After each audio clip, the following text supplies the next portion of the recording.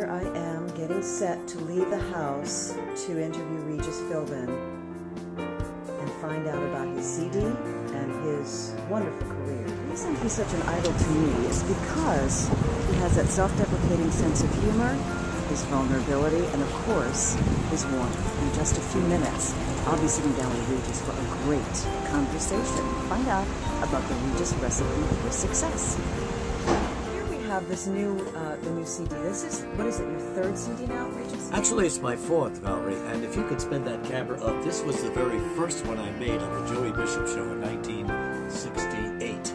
Right. Yeah. Wow. And that was Joey's Theater in Hollywood on Vine Street. And we took the cover picture there. One night, Bing Crosby was on the show, and as a kid here in New York, I used to listen to Crosby all the time on the radio. And so he came on the show, and Bing knew I was a big fan. So I sang a song to Bing, Pennies from Heaven, and I got that record.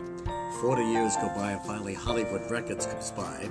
And would you like to do an album? I said, are you kidding? I've done one already. You know, look at this from the 60s. Anyway, I did two more with Hollywood Records, and this summer, some of the musicians, you know, it was a tough summer to be a musician in New York with the economy the way it is, said, why don't we do an album with just you and Joy doing a lot of duets, and then each one of you will have a couple of single songs. And so that's what we did, and we made it all, you know, the old love songs from way back when, and from just a few years ago as well. So that's how that happened. It's my fourth album, to make the answer to your question. How did you choose the songs in this particular album? Well, you know, this is supposed to be a guy and a gal meeting. And what do? They get to know each other.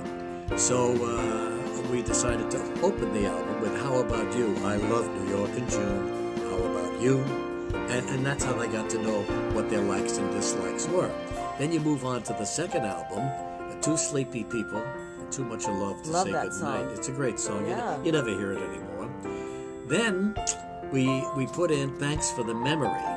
Only we changed the lyrics because that can be a very sad song. And if you ever hear Sinatra's version of it, I'm sure you have. Sure. Being the old DJ you are, he rewrote the lyrics and made them very nostalgic. And boy, it was like in mourning, but it was very effective. It all depends on you. I could be beggar, I could be king. I've grown accustomed to your face. That's one of my solos. This Guy's in Love with You. Paul Schaefer actually arranged the number for us and led the band. It's a great old Burt Bacharach song. The Folks Who Live on the Hill. Are you familiar with that song? You know, all of a sudden in the New York Times last Sunday, all of these great songstresses are now finding that song to sing. It's been around a long time. And Joy loved it all of her life. She does a great single on that.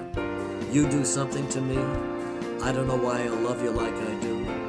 Into a medley without confessing that. All of these are love songs. It Could Happen to You as another. Who did the original I Don't Know Why I Love You Like? Was that Russ Columbo?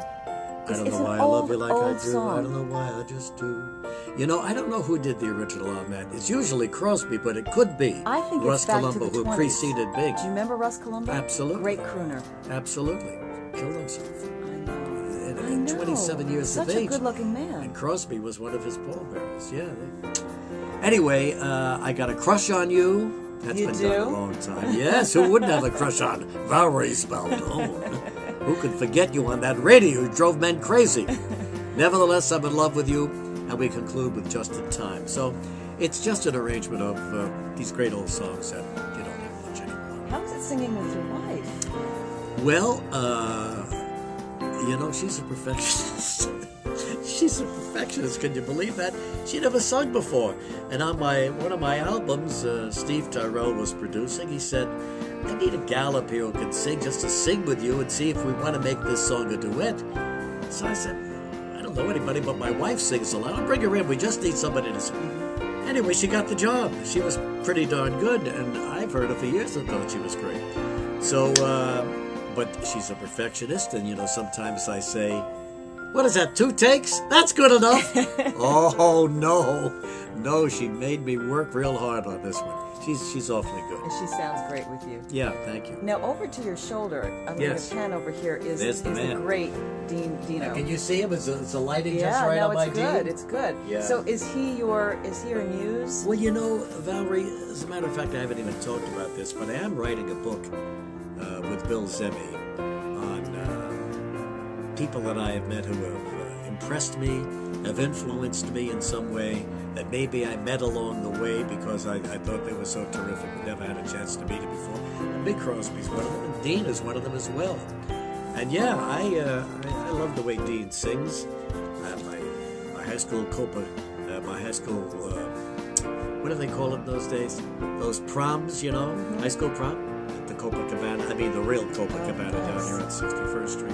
And there was Dean and Jerry. I just couldn't take my eyes off Dean. He was so electric, you know. And followed him ever since. Yeah, ever since.